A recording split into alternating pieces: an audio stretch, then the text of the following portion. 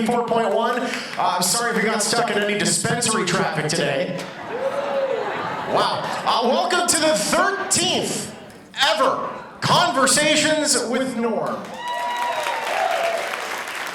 And this time you are in for a treat because it is featuring the amazingly talented Marie Osmond. Before I invite them to the stage here, I want to thank our special sponsors that really make this all possible. Binion Steakhouse, Lee's Discount Liquor, Finley Cadillac, the Las Vegas Review-Journal, Channel 13, the people who sign my checks, Elite Media, Beasley Media Group, Jerry Metellus Photography, who gave me a massage earlier, Jerry Metellus. He's full service. Vegas 4 Locals, Las Vegas Keynote Speakers, E-Vision Media as well, and a big thank you, by the way, to Ethel M. Chocolates for the sweet treats that you see on your table today. They also left a fantastic treat for Marie backstage as well. They're fantastic people. All right, you guys ready to get the show on the road? Yeah. Let's do so, shall we? This is a very long introduction for Norm, by the way. He is the celebrity columnist for the Las Vegas Review-Journal who has been voted best print journalist by the RJ readers in a poll in 2013 and 2014. He's also been named the 2015 recipient of the Denver Press Club's Damon Runyon Award and was recently advised that he'll be honored by Saks Fifth Avenue at the 12th annual. Well, is this from hold on one second. This says you still work for the RJ and you were Saks Vegas Dozen Awards. That happened a couple years ago, right? Yeah, this is an old one. Okay. Give it up, everybody, for Norm Clarke.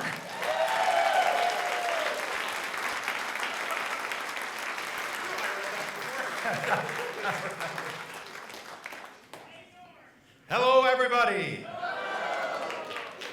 Thanks for coming out. This is one of our greatest crowds, I have to tell you. We had a big crowd for Shecky Green, a big crowd for Wayne Newton. I think our guest today is going to top them all.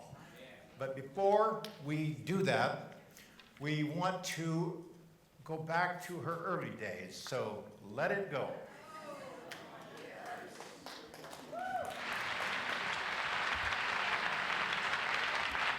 This little girl is the youngest Osmond brother. Now she's their sister, Marie. Will you save me a dance on your 18th birthday? Okay. This is the way that I feel.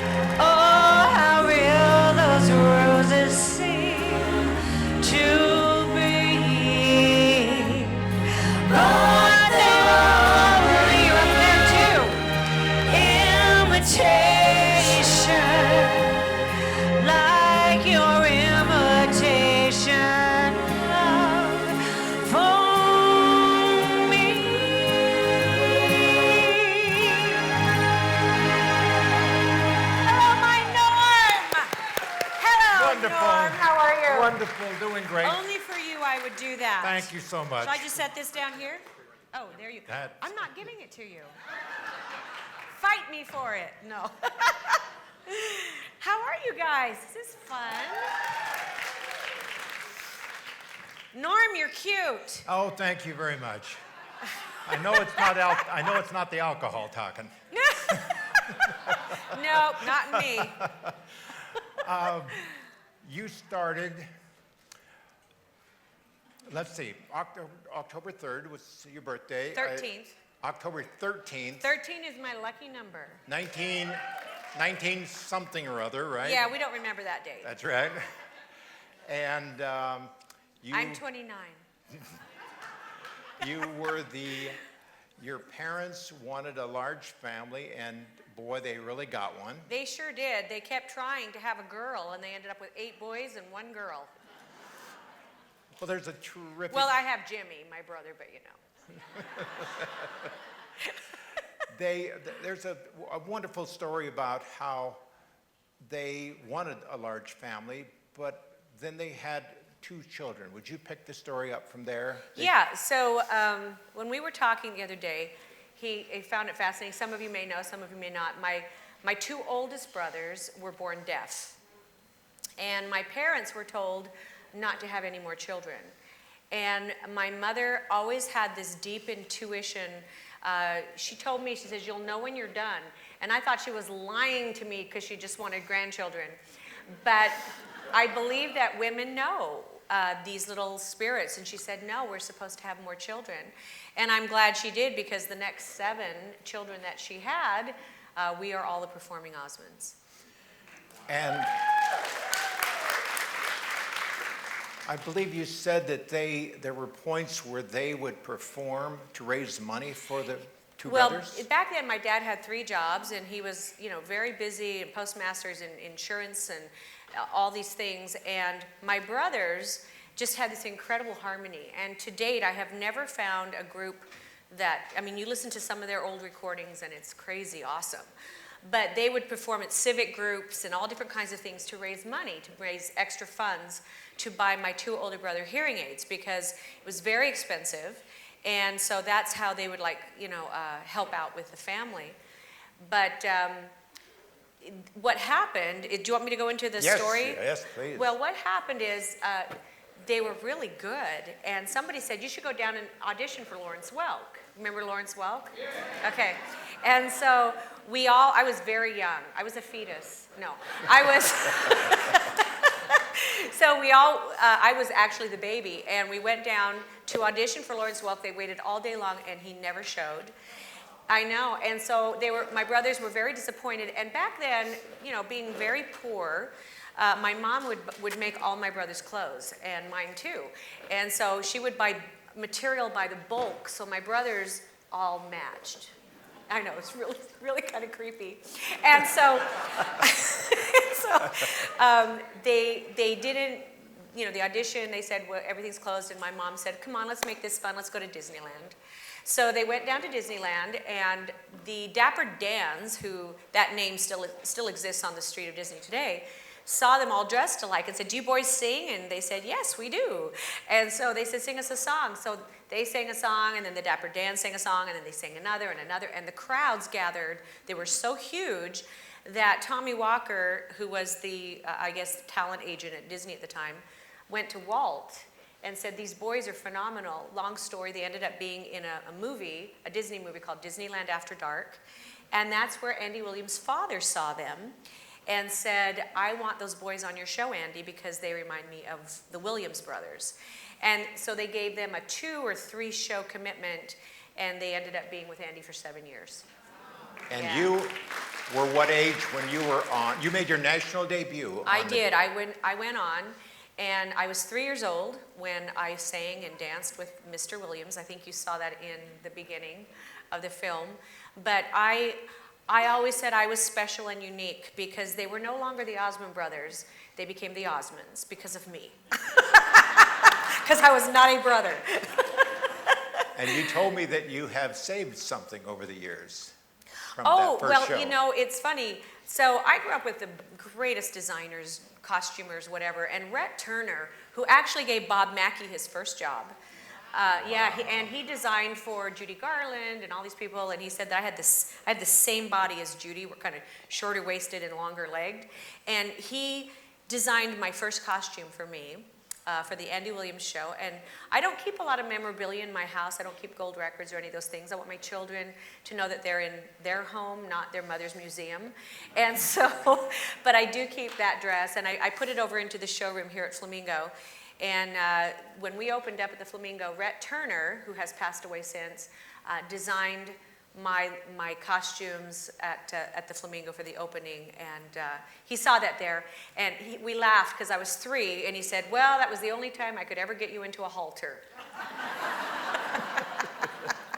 Well, forgive me for not mentioning your parents' name at the beginning, George and Olive. Uh-huh. You told me a story that Well, I wanted to know how it suddenly I know what you how want. the Donny and Marie thing happened. I know what you want. Yes, you do. You sneaky Norm.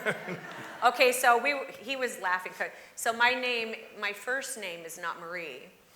My first name is after my mother. It's Olive. So my name is really Olive Marie. Never gone by Olive. And I told Norm, I said, the reason is I never thought the Donny and Olive show would make it.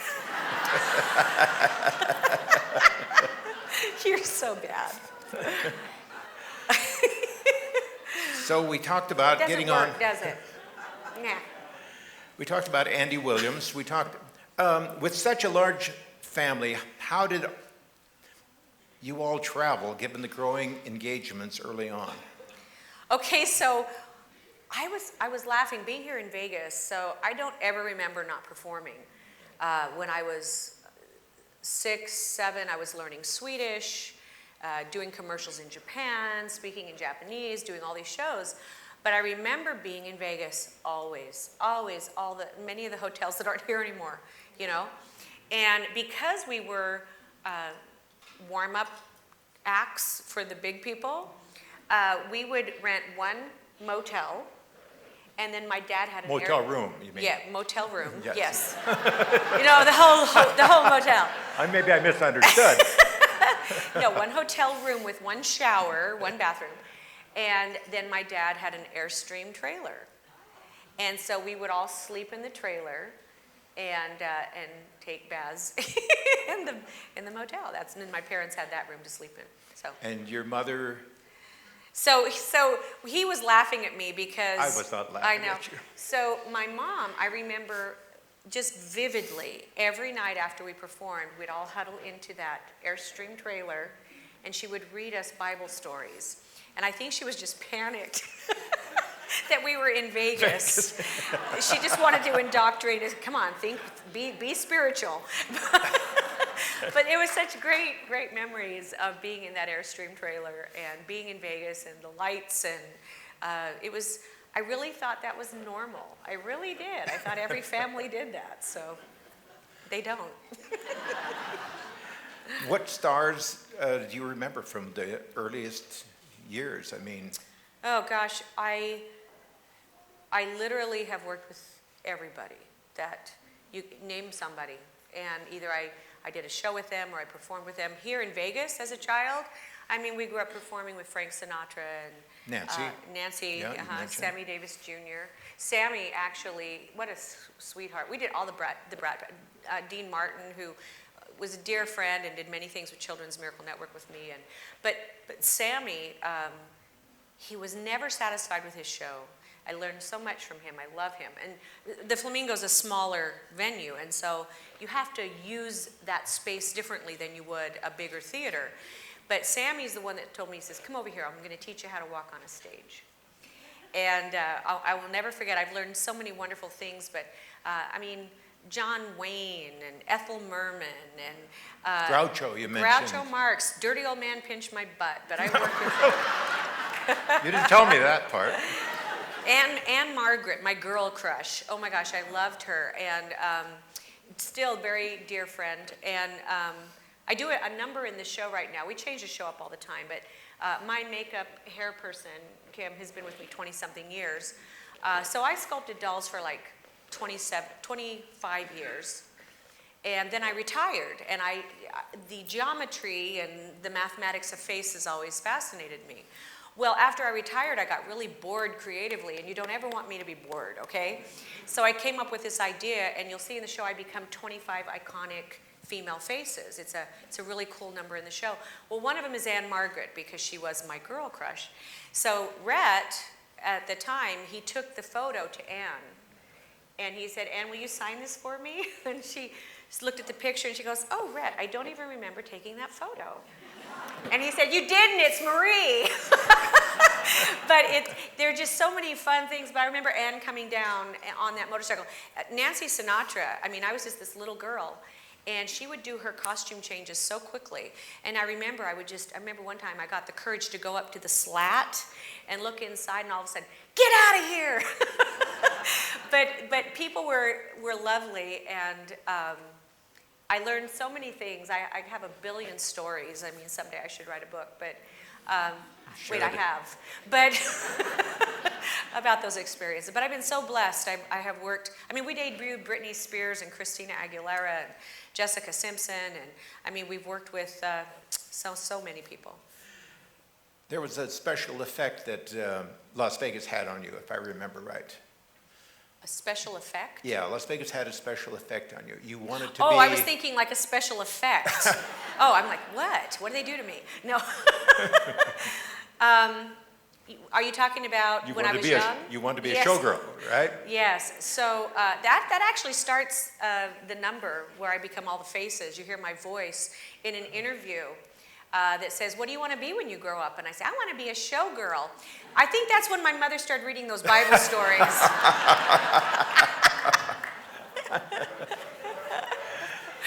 Then how did Donny and Marie become Donny and Marie? At what point was that? Duet, there was a duet involved. Well, you know, it's kind of weird. I was always like the token, you know, girl comes out, hey, she can sing too, you know, as a little girl. And then I would do tap dancing and all these kinds of things with my brothers. And then they teamed me up with Donny to do you remember the old song, Where is the Love, Roberta Flack, Donny Hathaway? Yeah, I love that song. So we sang it actually here in Las Vegas, and everybody loved it. So, and then shortly after that, Donny was, okay, here we go. Donny was in the studio, and he started having his voice change. He couldn't hit the high notes. So on some of those records, it's me. And while we were in the studio, and I was hitting some of those high notes for him. Yeah, he does sound like a girl. Okay. But it was, I think it was Mike Curb that heard us, and he goes, "My gosh, we should do an album on the two of you." So I had recorded Paper Roses when I was 12 and a half, but Donny and I started to record together when I was about 14.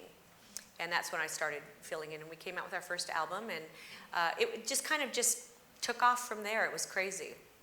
Well, Donny will be so proud that we discussed his puberty today, I'm Yes. sure. I can discuss a lot more. What would you like to know? Paper Roses, you mentioned that you were 12 and a half, 13 when it came out. 13 when it went to number one, yeah. Yes. Because I remember it was, I was 13 years old, and it was a Friday the 13th or something when I heard, and I thought, man, 13 is my lucky number. It was awesome. Tell them, share the studio experience that you had, the Well, you know, album, 11 songs, I believe. I have had, you know, I think at this point I'm one of the very odd females who has been around as long as I've been around at my age, which, yeah. Anyway, so. 30-something. Exactly. 30-something. Yeah, thank you. But I was 12 and a half years old, and I remember that, you know, my family, my brothers were having a lot of hit records, and it was very logical that I would go into pop music, but I fell in love with country. I am a little bit country. And I remember talking to my mother, and she said, "You should record." And I said, I really love Loretta Lynn. I love that country didn't discriminate. If you wanted to have children and be married, you didn't have to be this little, you know, young single girl to have any hits. And most women's careers only lasted maybe 5 years if you were lucky. And I loved country because they didn't care about that. They just were into the music. And so I made a real choice that I wanted to sing country music. And Sonny James, one of the great Southern gentlemen, had so many hit records, Young Love, all those great songs, heard that the Osmonds had a sister and loved country music. And so he took me on, and I remember flying into Nashville with my mother. I was 12 and a half. I mean, think about it, 12 and a half, ridiculous. I had 3 days to record 11 songs. We did everything live. I walked into a room a little bigger than this. There were 60 some odd musicians. Strings were live, the drums were everything. And standing next to me were the Jordanaires. Now the Jordanaires, they did all the backgrounds for Elvis Presley, and I knew Elvis. Elvis loved my mother. He used to call her all the time. And I know everybody has their Elvis story, but I mean, mine's like really legit. And so, but I remember standing there and I said, will you excuse me for a second? And I went into the bathroom and I just heaved. I was so nervous. And then after that I was fine, and I'll never forget Sonny was just so gracious and calm me down, but it was truly one of the great experiences that a young girl could have, to sit there and see all these people that were counting on me to deliver. And when we recorded Paper Roses, we did it twice, and he said the second cut was the one. And who knew? I mean, I had no idea that it would go worldwide. Just where it fit in as far as how big it was. I mean, first, youngest female. Yeah. With a... I still hold that record. I am the youngest female to have her debut record go #1. So, isn't that crazy? 13 years old, right? Yeah. Well, 12 and a half if you want to be technical, Norm. That's right. We'll talk about that hurricane that happened. I mean, the phone must have been ringing. The Gulf Stream you were in had a phone, I'm sure. No, they weren't. No, nobody had cell phones back then. Remember those blocks? Yeah, I got that put in where's the Cadillac guy? There he is. Yeah, I remember they put that cell phone in my car when we were doing Donny and Marie. They gave it to us a gift, ABC. And Donny and I looked at each other and said, this is so cool. What are we going to do with a phone in our car? We kept calling each other. So also in the 70s, you and Donny did your first Donny and Marie TV show. Right. That was after your first album. Right, and it was crazy. Do you remember Mike Douglas? Oh, yes. So Mike heard our album went crazy, and Leaving It All Up to You was our first album. And he used to have people come on and co-host with him for the week. Well, I guess it was so much fun and it was so crazy, and Donny and I were ridiculous, that Fred Silverman, you know, Donny and I are the only siblings, except for the Carpenters, that have performed as much. Isn't that crazy? That's amazing. I know. I told Donny he could take some really good lessons from Richard. Richard never spoke. Anyway. So Fred Silverman saw this chemistry. He saw the chemistry, Wow. the sibling chemistry. Yeah. I tell everybody it's like an acid peel. And, but he fell in love, Fred Silverman, who was head of ABC. And that's how the Donny and Marie show started. We did one special, and then we did that for, I don't know how many seasons, 3 or 4 or whatever. But it was dubbed into 17 languages worldwide. Isn't that crazy? And I even just found out last year that there were places, a couple came through, they said they were in Russia, or their parents were in Russia, and they used to sneak down underground and watch that show every week, and take their children, those 2 kids that came to the show, to watch Donny and Marie. Isn't that crazy? What was the statistics about Jaws? Oh, that they were so George Lucas, who did Star Wars, so he did research on all the shows, and he found out that more people watched Donny and Marie on a Friday night than the entire run of the blockbuster movie hit at that time, which was Jaws. Osmonds and teeth, what can you say? And so we were blown away that more people watched our show than Jaws every Friday night. And kidding. because of that, George had us debut the Star Wars characters. So it was kind of cool, yeah. I was Princess Leia. So Hollywood came calling in your late 70s. In your teens, you rejected lead roles in 3 movies. Well, I don't know if I rejected them. I didn't have a lot of time on my hands. No. Okay. One was Pretty Baby. 2 years later, you would have played opposite Christopher Atkins in Blue Lagoon. And at age 19, you were offered Endless Love. Yeah. Do you recall who Well, I ended up wanted with to do those Blue roles? Lagoon, but they wouldn't let me wear sweats. No, I'm kidding. No, I honestly and sincerely, there have been many things that I have turned down because I didn't have time. I mean, I worked 18-hour days, 6 days a week, and when I wasn't doing the shows, I was on the road or I was in the recording studio. So my life was pretty much mapped out for me 24/7. Do you recall who took those roles? Do you? Yeah, I think it was Brooke Shields, Brooke wasn't it? Shields. Yeah, Brooke and I, we did we did a lot of the Bob Hope shows together. We did West Point, and I did many, many things with USO. And I always told Donnie, see, Bob doesn't like you because he's never invited you. By the way, Bob was like my father. He was a sweetheart. By the way, I mentioned this to Marie the other day in our prep interview. I was looking through the cast for Endless Love, and there was a guy named Billy who made his film debut. His name was Billy in the movie, and 2 years later, he had a breakout hit in what? Risky Business, Tom Cruise. Tom Cruise. She said she didn't meet him, that No, there I was a never different did. No. shoot or something, and then you Yeah. never did meet him that day. But so your many fans will also recall that you turned down the role in Grease. Yeah. And I remember at the time, it was the moral grounds was one Well, of the the reasons script was a given. lot different when I first read it, and I went into a meeting and I just said that, I don't know, I always had this kind of, why should the girl have to make all the changes? Why should she have to turn bad to get the boy? I said, he should change.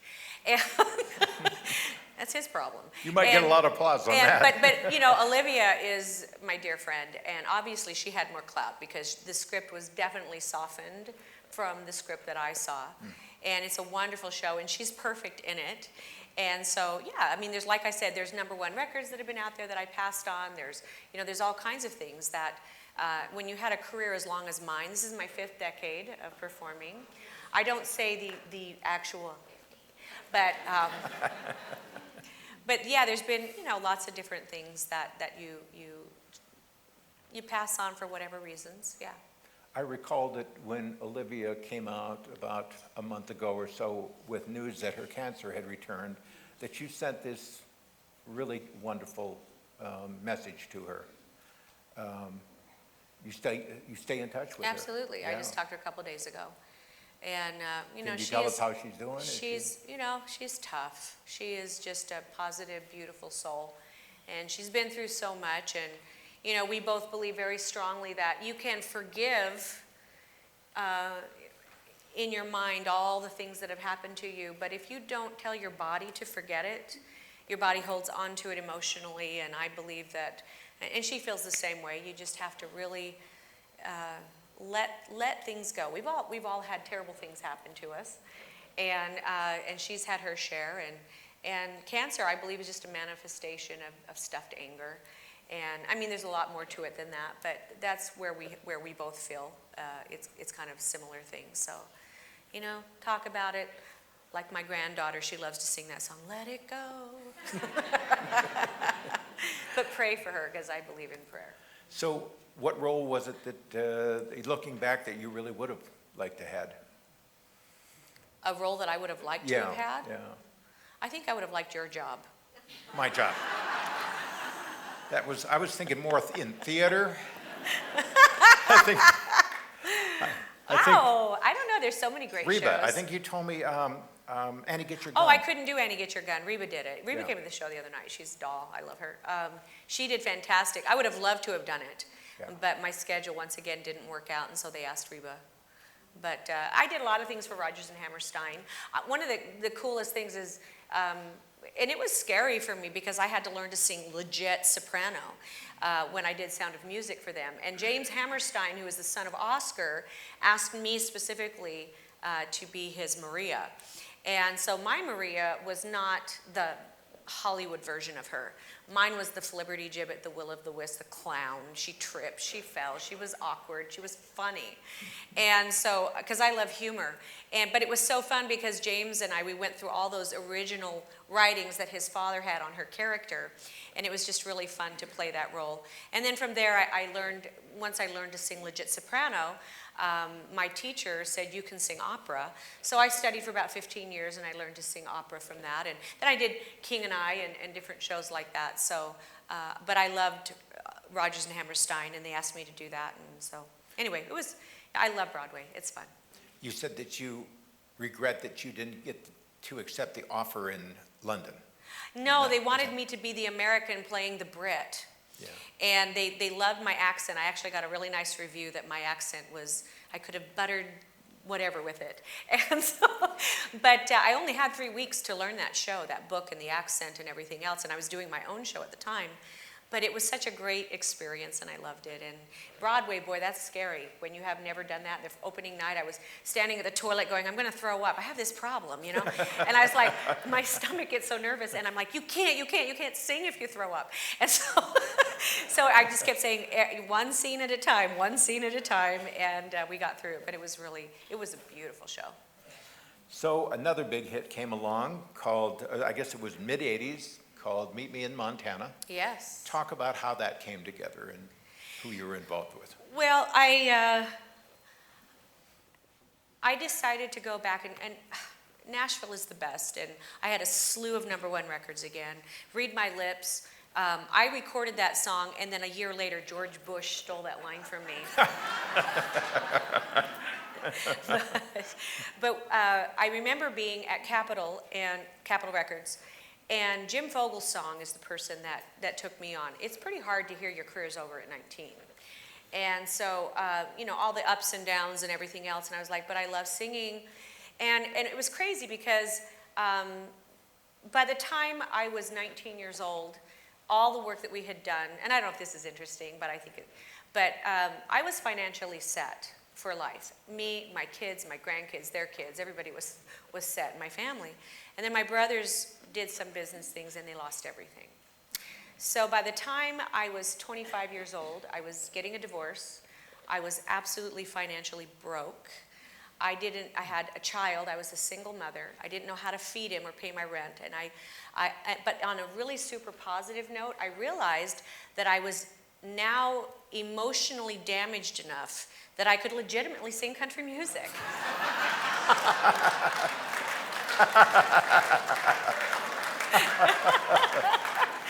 And Nashville took me, and they were lovely, and I had a great time. Dan Seals was your... So Meet Me in Montana, which ended up being a CMA Duo of the Year, was with Dan Seals. You know England Dan, John Fort Coley. And so Dan, he had a bunch of hits too, like Bop and a bunch of songs. And we were given this song, I was given the song Meet Me in Montana, and Capitol said, well, we want somebody who's on Capitol. And Dan happened to be on the same label.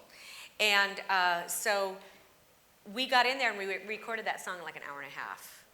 And we both laughed at each other and said, you've done a duet before, haven't you? And he goes, yeah, you think? And there's just a different way you sing as a duet partner than you sing as a soloist. And so we just went in and nailed it, and it was such, you know, you just say thank you, God, for allowing me to have a song like that in my life, because, and he said the same thing, you know, it was just, every now and then one of those songs come along, and it's just, you just say thank you. Sometimes you read lyrics and probably wonder, not so sure. What was your reaction to that? Was it anything that jumped? You mean Meet Me in Montana? Yeah. Well, you don't ever know it's going to become Yeah. a duo of the year. But when you record something, you don't record it with, oh, well, it's pretty average, I like it. I mean, you try to record something you think is good, right? And so we both loved the song. We loved the message of it. But, yeah, I mean, people still love that song. And Paul Davis wrote that song. You know Paul Davis. He did 65 Love Affair. I Go Crazy, just an incredible Sweet Life, all those great songs. And another dear friend of mine that has passed away, but so talented, and just I know many people in this business, yeah. Well, speaking of people love the song, I grew up in Montana, and every time I go back to Montana, somebody asks me if I've ever met you or if I've ever had you on this show. Well, let's go to Montana, and we can say we met in Montana. That's a date. That's a date. I will hold you to You know, that. Norm, that's right. You did grow up in Montana. Yeah. Oh, my Yeah, gosh. yeah. So when did you move here? I moved, well, let's see, long story, but I ended up leaving Montana and went to Cincinnati AP, San Diego AP, LA AP, Denver, Rocky Mountain News, and came here 18 years ago. Really? Yeah. So you were all over the place. So yeah. why Vegas? When I have somebody do my show, when I'm going to have Sorry, I'm curious. when I have a conversation with Norm, I'm going to have you host it. I would love that. Oh, bring it on, baby. No, but it's, you know, you've been here forever. He's an icon, isn't he? I mean, he's phenomenal. Oh, thank you very much. Thank you. She's the best. No. Absolute the best. No, I respect you a great deal. I don't, thank you so much. I don't know that we talked about this the other day, but I was going to ask you about the scariest time in your career. And Working with Donny. SLA. You know, It was the honestly, SL I had like, you know, gotten rid of the Donny and Marie thing, and I'd been on my own for 25 years and having success, and New York Times best-selling books, and co-hosting this and that, and then they were like, well, do you want to go to Vegas with your brother? And I'm like, I don't know if I want to revisit that. and so we said, okay, like 6 weeks, that'll be fun, and people can do their little retro moment, you know, and here we are in our 9th year, and I'm just like, wow. That's awesome. That's well done. Crazy. You know, the Caesars organization, they asked me if I wanted to work another year with my brother here, and I went, no. But I said it in German, 9. Oh, you laughed. I like you. The story I was referring to was the SLA, the Symbionese Liberation Oh, yeah. Army. Oh, I've had some scary moments. So do you remember the SLA? Remember Patricia Hearst? Yeah. So we were on their list. And they had attacked every single, the FBI and all of them came into, boy, you know your stuff there, Norm. I prepped. But, so we were actually shooting the pilot for, I can't remember, it was a pilot for something. We were down in LA. And we were coming up from the garage to go into our hotel rooms. And my dad and mom and little brother had come up prior to us. And it was one of those open air, you know, where the swimming pool was in the middle and the hotel was all around it. Well, they were walking in their room. We came up the back and we saw a guy with a rifle aimed at my father. And we screamed, and the guy freaked, he ran. But my dad hit the deck, and all my mom and everybody. But that's when we were contacted that the Symbionese Liberation Army was after us. We were the next on their list. And it was probably about 2 months after that that they caught her and them. And so, but it was very scary. Did a lot of crazy things, a lot of nutty stuff in my life. Stalkers and all that stuff, I'm sure. Oh, I've walked into hotel rooms and people in the dark sitting there on my bed, and I'm like, really? Oh, my God. Oh, let me tell I you. meant to apologize for that. Somebody gave me the key. What? I was waiting for the apology.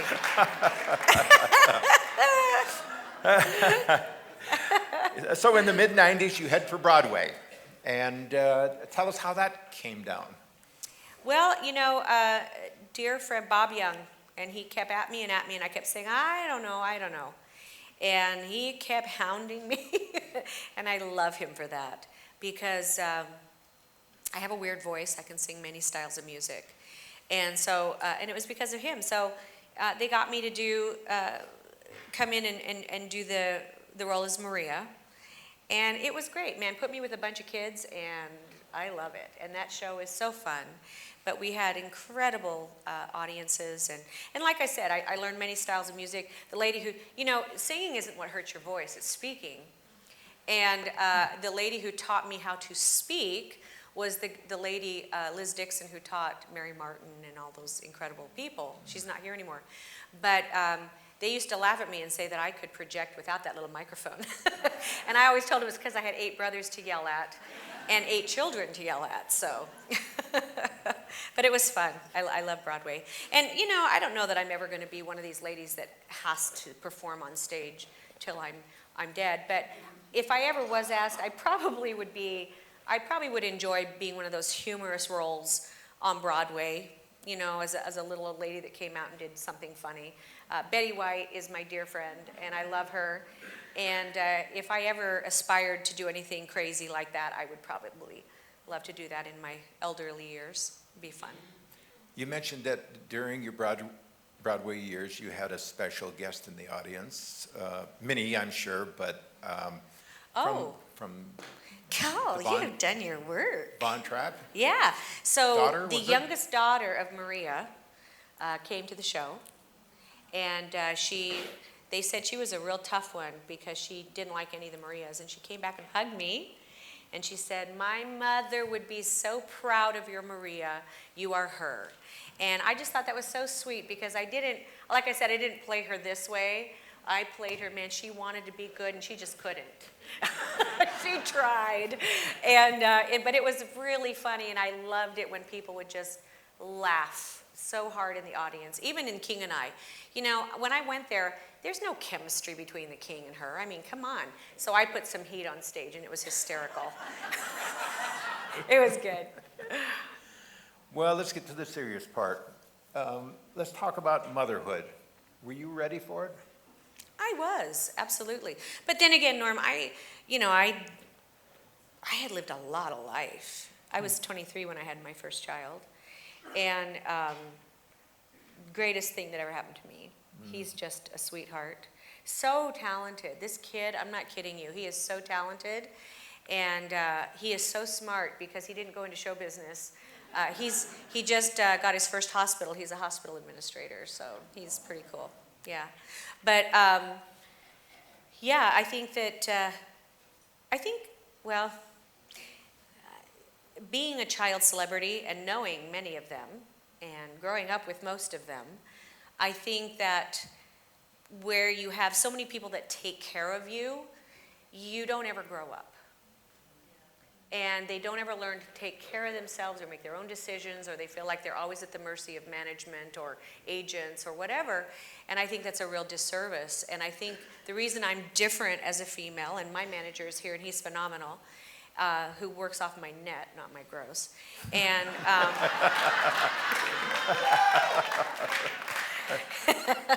if mama ain't happy, he ain't happy. And he is awesome. He truly is. But you learn that you have to take your life into control, and it was because of my children that I learned to do that. You have to grow up. And my children are very different. I have 8 of the most unusual kids on the planet. I have, from kids going on missions for God to atheists to, whatever in between. And I am so in love with them all because no matter how different they are, they're really good kids.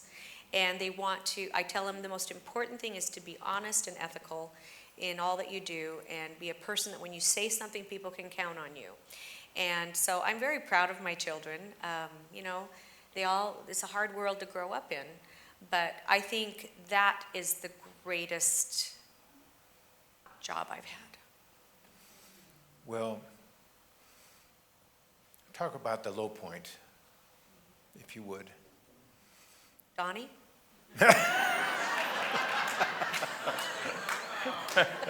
That is how you get through it. I am convinced. Humor is a beautiful thing. I wrote a book about it. Was it postpartum? Well, I've had a lot of low points. I'm the first celebrity to write about postpartum depression that actually came out and talked about it. I was doing a book signing. It became a New York Times bestseller first week, and I was so blown away by the hundreds and hundreds and hundreds and hundreds of people that would stand in line around blocks. One of them, a lady came up to me and said, "I'm so grateful that you have brought this to light." She said, "I wish you would have done it a year ago. I might still have my daughter." And, now it's one of those things that it's not so taboo to talk about, that it's a real thing that people understand. I didn't have postpartum psychosis, but in my book, I wrote 15 things that contribute to severe postpartum depression. I had 12 of them at the time. And so, it's kind of interesting. I came out about my childhood. I was sexually abused as a child. I believe that's a real high component in it. Never spoke about those things. I never wanted to humiliate my family or let them know. And as a child, one of the reasons I loved being on stage is because it was safer than being backstage. And it was, there are just a lot of things. I don't ever get into the details of it, and it's all taken care of. And I feel that I'm in a very good place. But it's a really sad, sad thing that can be fixed, and people can talk about it. So, that was a very hard point for me in my life. I remember driving down the Pacific Coast Highway. So 5 times I almost drove my car off a cliff because I truly believed that everybody would be better off without me. And there were a lot of reasons for that. I was in a very bad marriage and all kinds of things. But if I had not had been a 40-year-old woman at the time who had had a lot of life underneath me and a real strong belief in God, I probably would have done that. But fortunately, the logical side of me kept saying, "You're crazy. This isn't right," even though it felt right. Unfortunately, today, when you're only 18 years old and you have those feelings, you don't have all that road underneath you, no pun intended, to help you keep that wheel on the road. And so I found myself in a no-tell motel. I knew that because they had toilet seat covers in the bathroom. It was awful. And I got a call from my mother, and she had found me. She had tracked my credit card. And my mother was brilliant. And she picked up the phone and she says, "Honey," and I was weeping. Sorry. She was really cool. And she said, "I'm going to tell you something I have never told anyone." She said, "When I had my last child, I got in my car and I drove up the Pacific Coast Highway. You were 3 years old." She said, "What do you remember? Why did you do the exact same thing I did?" And you do remember things, Of course, if I'd given birth to Jimmy, I would have had postpartum depression too. So,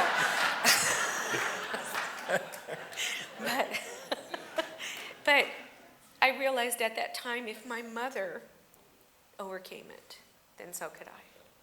So she gave me great hope, and that's why I wrote the book, was hopefully to give others hope, Thank you for sharing that. I really appreciate that. I'm She an allowed me open to book. ask that question. I had read about it, and thank you so much for your strength in telling that. Oh. You were telling me some story about Donny on ice skates, ran over your finger. Is that right? So Oh, Norm! There's more to this rivalry than we know. Well, part of it, when we were postpartum depression, there were a lot of things. Part of it was being a child celebrity, you don't really have a boundary. And then when you have abuse on top of that, you really lose, what is very common for a normal person to say no. When you are young and like that, you go, no? You question everything. So I worked 18 hours a day, 6 days a week, sometimes 21 hours a day to do those shows. And I remember Donny ice skated over my finger. He was, he felt bad, but I said I need to go, because it started to swell up like a lollipop, like those dum-dums, like Donny. And, but it was I can't even tell you the pain that I felt every time my heart beat. And I said, I have to go to the hospital. And they said, you can't. This is $60,000 a half hour. and we can't afford that. You need to finish off this hour. We got to get these celebrities to the airplane. This crew can't sit around and wait for you. And I remember thinking, I don't matter. That's what you kind of think. I'm not important. And I remember I went back into the set area, where they build all the sets. And I looked around, nobody was there, and I pulled out a drill, and I just drilled my finger. Just to get the pressure out of it. Pressure out, and it just squirt blood everywhere. But yeah, I mean, you get tough. You just have to, I know, isn't that fun? But I'm not a wimp, I mean, I'm pretty tough, I think, growing up with all brothers. My dad always told me he was grateful he had one son.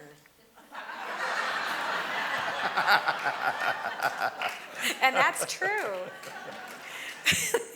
I would be the one that would always go out and try the food and, try all the exotic cuisine and, go check out things. And my brothers were all like, well, we might get sick. We have a show. I'm like, who cares? Let's go have fun. Marie, have you thought about slowing down at various junctures of When your I life? die. I do.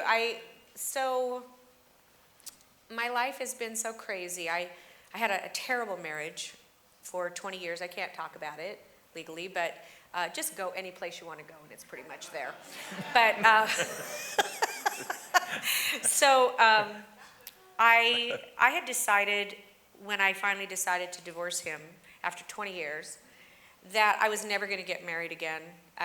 My children needed me, my full attention, and I was kind of done with that part of life. And then this crazy thing happened. I actually ran into my first husband, actually here in Vegas, and he said, well, would you like to go out to dinner? It's been a long time, and our oldest child is ours together. And I thought, it'll be nice. We'll just catch up and we hadn't talked 25 years. So that led to another dinner, and what happens in Vegas stays in Vegas. And I married him again. And so I think more than anything, as you get older, it's not about career. You guys, I've had an incredible career. I've done more things than more people could possibly imagine in their, 29 years. And so,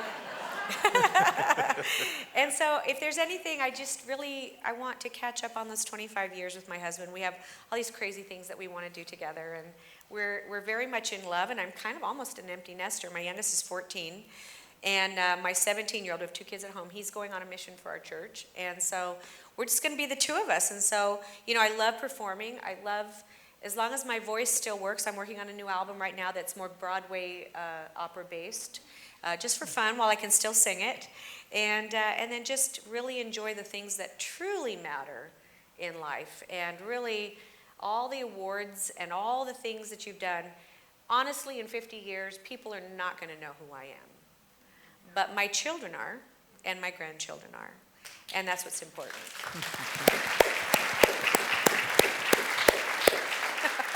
We didn't talk about this before, but you just said something a moment ago that I think the audience would love to know.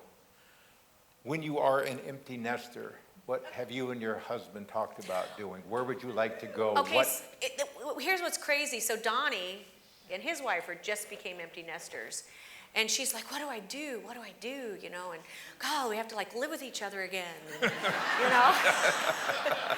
And for me, because I was away from the love of my life for 25 years, I'm like, get out of my house. I want to be with my husband. And so it's just a whole different perspective, because I feel like we're newlyweds, and, we don't even, we're into Fringe right now. Have you watched that show? The TV show Fringe? Oh my gosh, you gotta watch it. And so, we're just like popcorn and Fringe. I mean, we're just boring. And so we just have so much fun, and we have a plane, and so we'll fly and see our grandson, and then we have a home, another place besides Vegas, and so we'll go there, and we're enjoying life, and it's so nice. It really is. Name one spot in the world where you would love to go as your ultimate honeymoon. So we're actually gonna go there. Have you heard of that place where they have tree houses? Where is that called? What is that place called? I just found it. But they have these crazy 5-star tree houses. Have you heard of it? Gourmet food and everything. I want to go there. Yeah. That's not Donnie fun. would go ape over Come that on. place. Oh, ape, very good. Gotcha. Sorry I brought that up.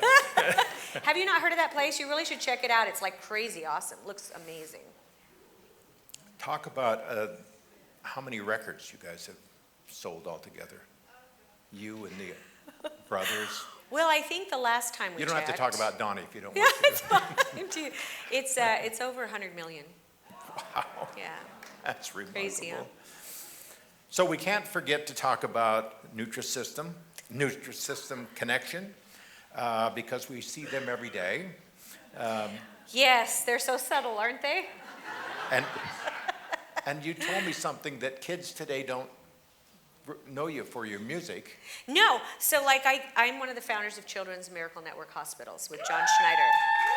Thank you. We help 11 million children, a little over 11 million children a year. And 100% of the money goes to the kids.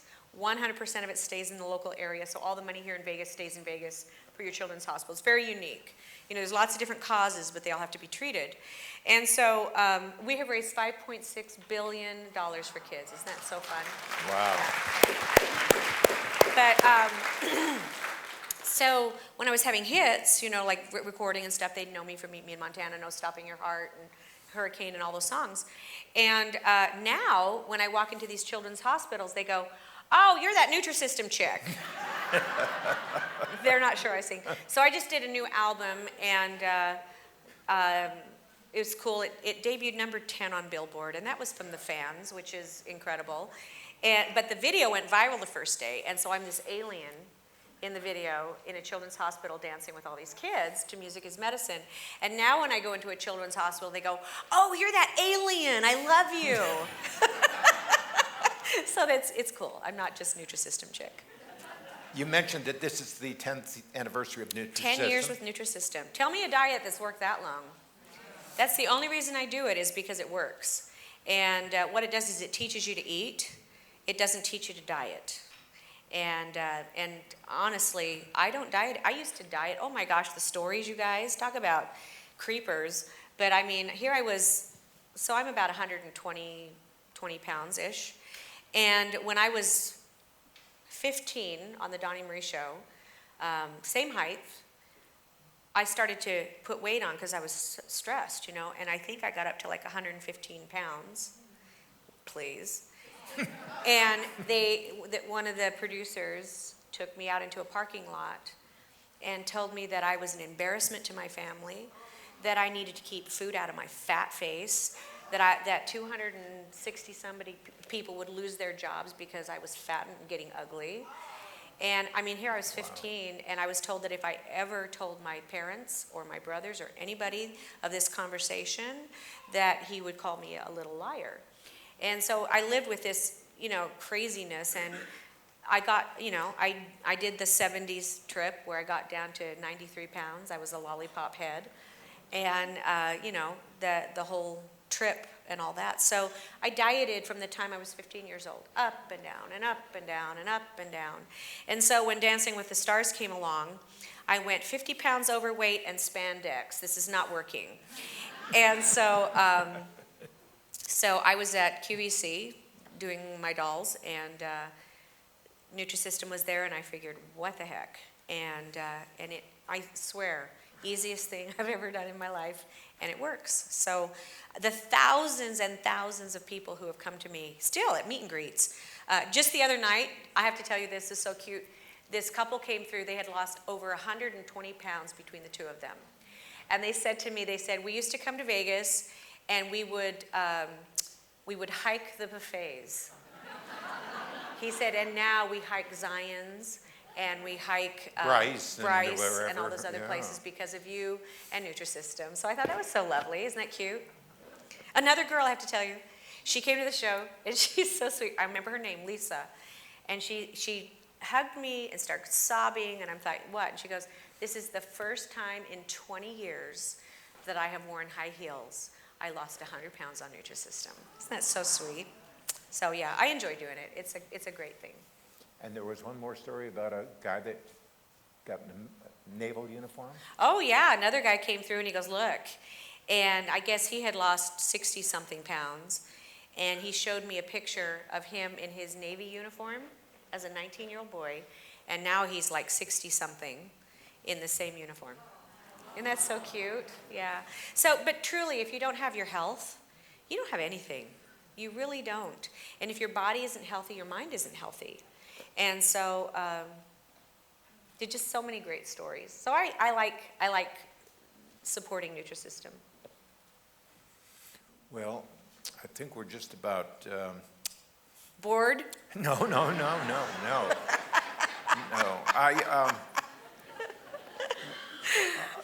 when you're not, when you're not juggling all these plates in the air, I know you have a favorite hobby, because you wouldn't meet me somewhere for a prep interview. What? Granddaughter? You said you. I babysit my granddaughter every day. Yeah, my daughter's in hair school, and my son-in-law, well, he's phenomenal. He works at Zumanity, and where's the other place he works? Anyway, he's a designer, and he designs all our clothes in the show. And so he married my daughter, who is in hair school right now. And I said, you are not hiring a babysitter. I am babysitting. So I babysit my granddaughter every day and then go to work. She's fun. I have 3 grandchildren. Well, I think we've probably hit the 1 hour mark. I know the audience wants to talk to you, but I'll finish up with this. Really? They ask better questions than I do most of the time. You're so cute. How would you sum up your amazing career? Just a gift. Oh my gosh. Honestly, if you would have told me at 12 and a half that I would still be here doing what I love, and that our show would be so popular, and that I could be able to, music is so powerful. And I know that you said I was offered a lot of movie roles, and I mean, that probably would have been really enjoyable to do, but music, hello. But music is medicine. That's why the title cut off my album. And isn't it crazy, you guys, how you hear a song and it will take you back to a time in your life? Oh, yeah. Isn't it insane? Or document something you're going through, and only music does that. And when you are a singer, and whether it's an opera song, like right now I'm singing Nessun Dorma in the show, and I know it's a man's aria, but I'm a guy chick, and I changed a couple words, okay? So like no one's gonna really know. But it's so beautiful how music just gives, and as a singer, what you try to do is you try to sing it, so as I look at you and I go, I would want to sing it, so hopefully something in that song would touch your heart, or something, one of the words would speak to you. And so to be able to still do that after 5 decades is just a gift from God. And so I'm so grateful. I really, truly am probably the most grateful human on the planet. And I feel like I had a great education. I mean, I was taught by the greats. Lucille Ball, put me under her wing and taught me lighting and timing, comedic timing. And she was so lovely. I could tell you stories after story, but I won't. And Another time. yeah, another time. But just, I've learned from so many great people, and so I just feel very lucky. Well, you are a gift to us. I'm a fighter, Yeah, you're definitely a gift to us, and we thank you so much for doing this. I'm sure everybody in here knows that you've got a show tonight, and you've got all sorts of other things, and you made time for us, and we're just I'm absolutely honored that you would ask me, delighted. Norm. We're Thank just you. so delighted, and Thank you. thank you so much. Appreciate it. sweet. Thank you You're very darling. much. Thank you. Love you very much. Thank you. So sweet. Sean is going to go into the audience, and feel free to ask Haven't I any- said everything? Let me see hands, and I can come to you. All right, right in the middle here. By the way, I have not stopped thinking about you drilling your finger. Oh, dear God. Oh, I could tell you other stories too. Oh, all right, here we are. Sir, I can hello. do my own stitches. Hi, thank you so much. Marie, I wanted to tell you this is a very loving thing. I had an email today from Nathan Osmond. He said to be sure to say hello to his Aunt Marie. He loves you so much. And me personally, I want to thank you. I'm 72. You have touched my heart my whole life. Oh, bless you. And this was just an extraordinary time. And thank you so much. Oh, you're an thank angel. you. An oh, angel. You are so nice. She Thank is. you. So I have to tell you, so I love Judy Garland. Judy Garland was like I loved her, right? And I ended up on the Donny and Marie show. Ray Bolger, who played the original Scarecrow, did the show with us, and I got to be Judy, and Lucille Ball was the Tin Woman. So I was sitting there with Ray and Lucy and all these people, and I just always was this big Wizard of Oz freak, right? So my nieces and my nephews, they don't call me Aunt Marie, they call me Auntie M. So tell him Auntie M loves him. All right, we have a question right over here. Hi, first I want to thank you for the brunch you did about 10 years ago, I don't know, at the convention center. My mom and I came to your show there at the convention center when you had that yes. brunch. We had such a blast. Oh, bless But I you. also wonder, you're doing your dolls? I retired after 25 years. I'm an award-winning sculptor, designer, and it just got where to manufacture them, you were having to get the prices down. I didn't like the factories that we would have to use, and so I retired. Yeah. In the shadows over here. Hello. Hi, Marie. I was at your show the other night with my great nieces, my son, and they are still talking about the show. Oh, how cute. How they want to come back. Oh, They that is love so. you How and old are Donnie. they? They're the ones that were 16 and 13. Oh, yeah. Right in front. But they said it was so great, the best production. They can't wait to come back. Oh, that is so, it is so fun when we see the next generations come through, because we've had that happen several times, different generations. And now we'll have like 20-something-year-olds bring their moms, and they bring their moms, and now they're bringing their kids that are like 16 and 12 and whatever. And my big line is I look at them, I go, do you even know who I am? And these little kids will kind of go like, eh? And I'll go, I'm Cher.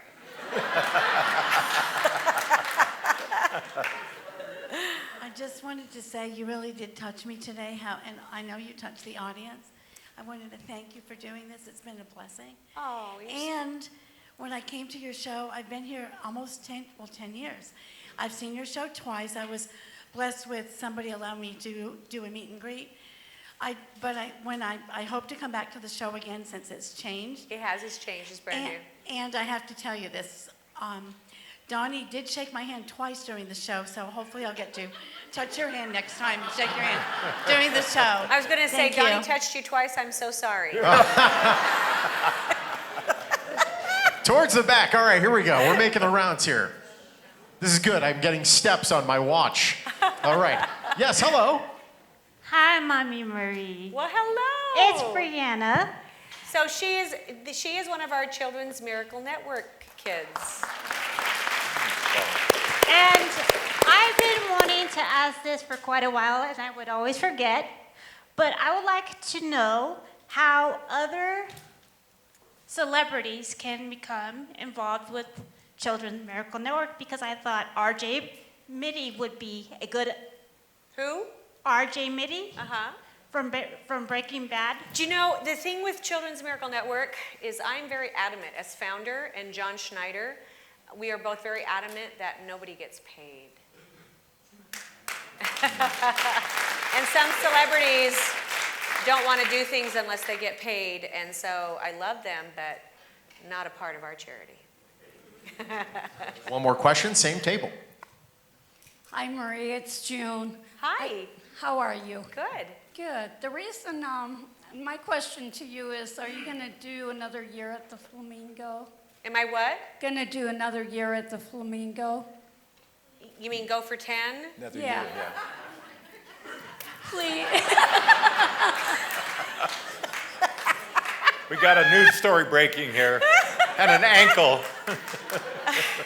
We love you. I would love to see you again. And, You know, how do you answer that, manager?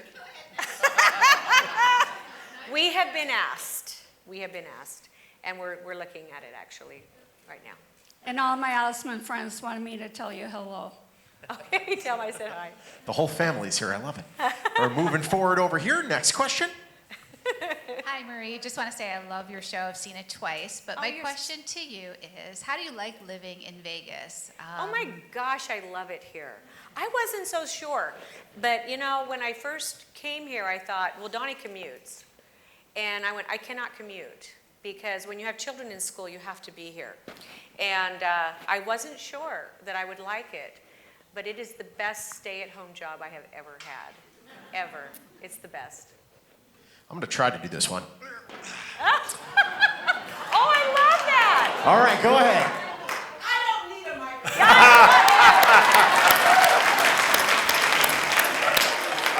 Hi, Marie. My name is Cherie, and I'm president of the Mesquite Club, which is one of the oldest nonprofits in town. Could you tell us more about the Miracle Network? In fact, Norm spoke at the Mesquite Club once, and what we do is we do community service supporting nonprofits. And I don't know anything about your nonprofit. Could you explain it to us? Absolutely.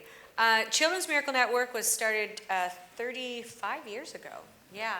And it was originally started, so John and I had done different charities together. We were actually at the People Choice Award. And I had just done a charity, and he had just done one. You know, I dated John. Did you know that? John Schneider? Yeah, things were going great, and then I realized he was using me to get to Donnie. And so...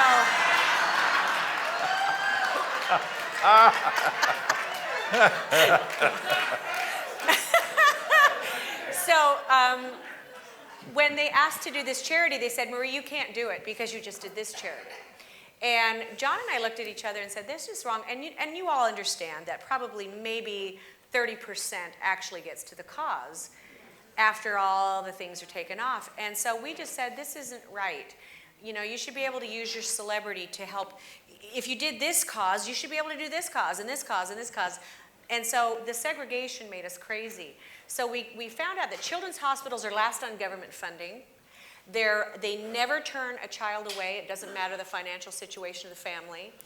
And they are more than just treating sick children. They go out and they go into your communities and they educate your pediatricians. They go into your schools and teach about prevention, which is huge.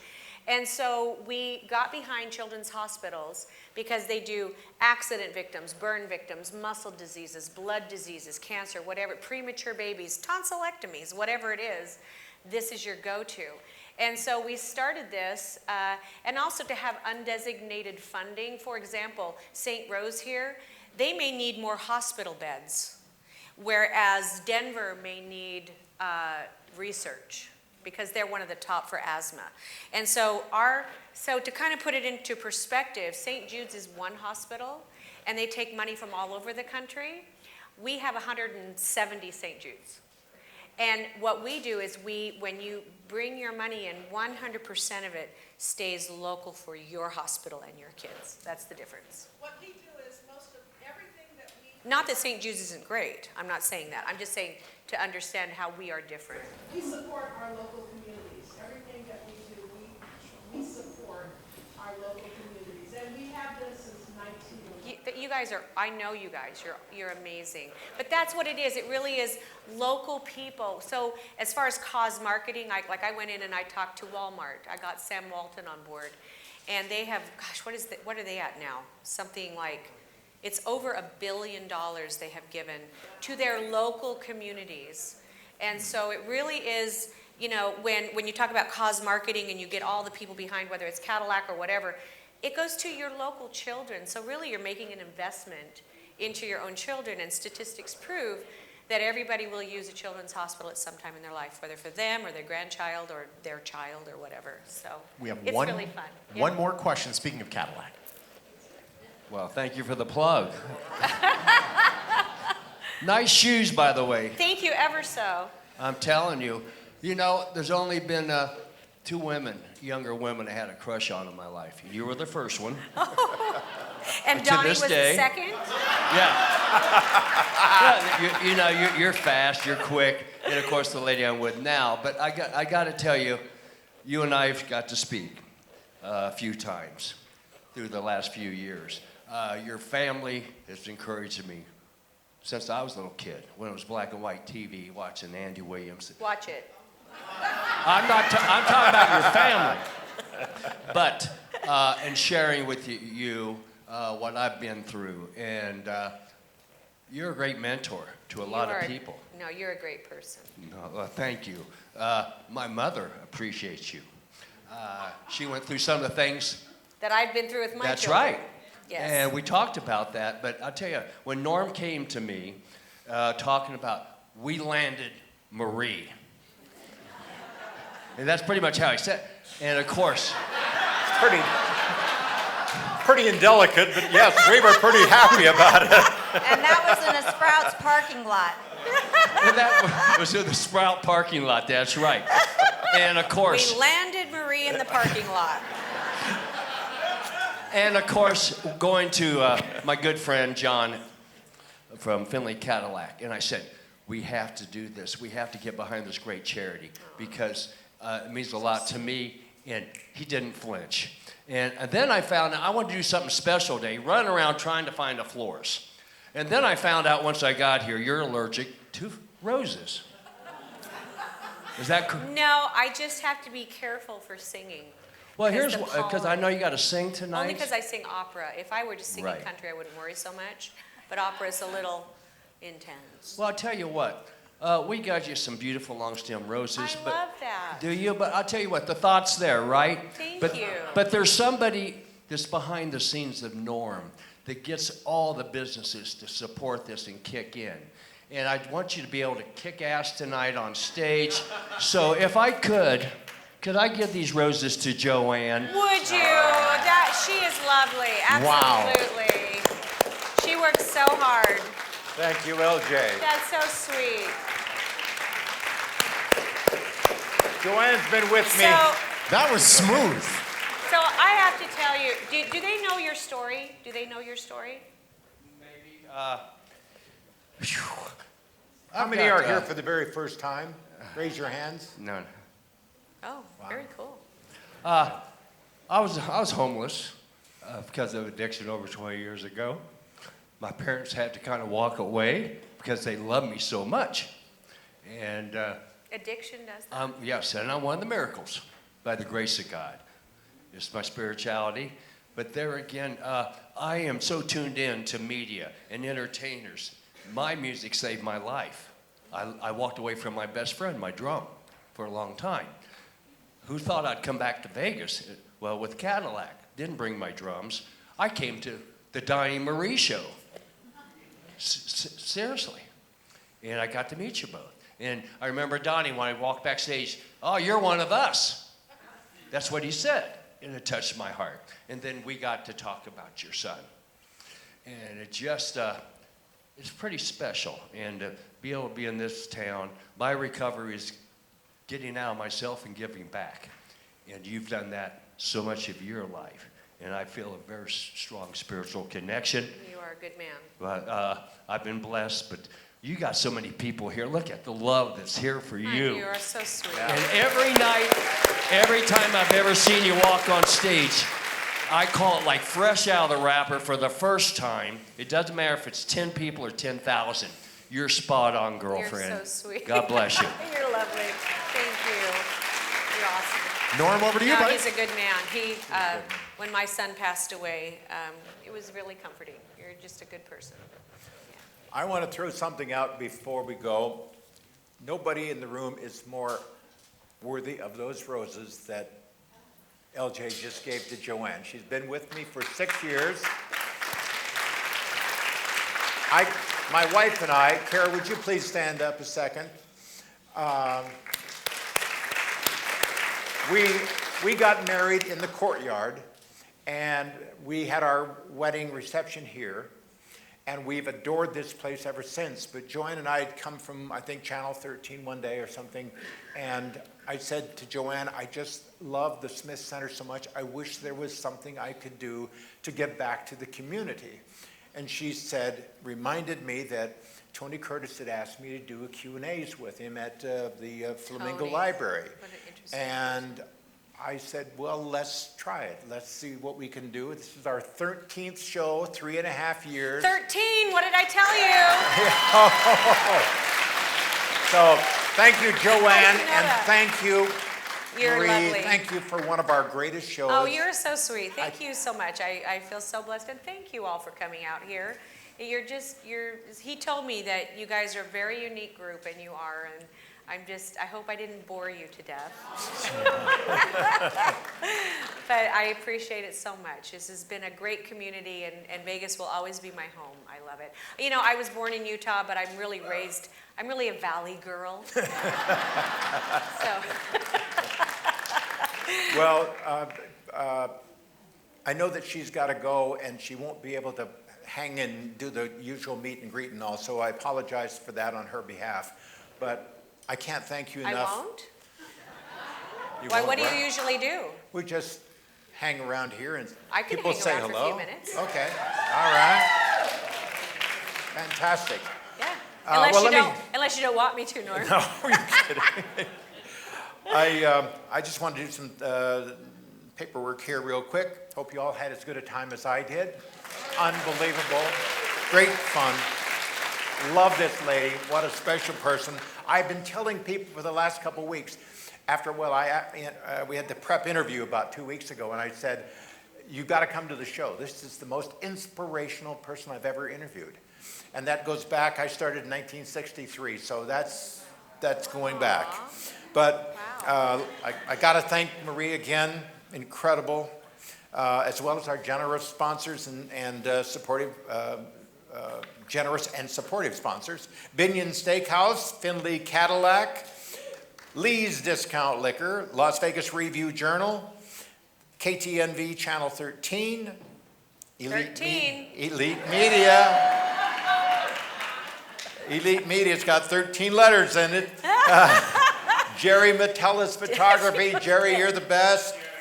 Vegas for Locals. I know that we've got my friend here. You kissed his bald head. Oh, where is he? She's got a thing for bald-headed guys. I was told to ask her about this thing she has for guys with bald heads. My dad was bald. Las Vegas keynote speakers, eVision Media. Also a very special thank you goes out to Myron Martin, Glenn Meadis, and the entire Smith Center staff. They have been wonderful. And finally, thank you to Sean Tempesta, who MCs for us now for 3.5 years. He gives up a weekend. And of course, my incredible assistant, Joanne. And a special thank you to Ethel M's Chocolates. Yes. Thank you again, and have a great day. Thank you. They will just come up here.